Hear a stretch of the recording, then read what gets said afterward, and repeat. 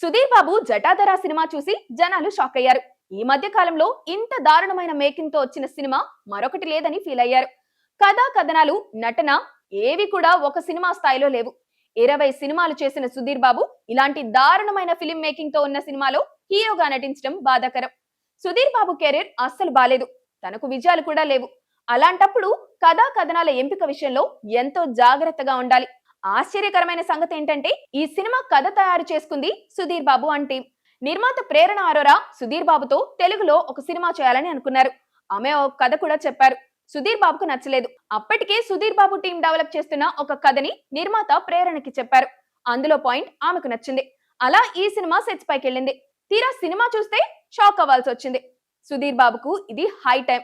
ఎందుకంటే ఇన్ని పరాజయాలున్న తర్వాత కూడా మళ్ళీ హీరో రేస్ లో నిలబడటం చాలా కష్టం. సుధీర్ బాబు వెంటనే మేల్కోవాలి.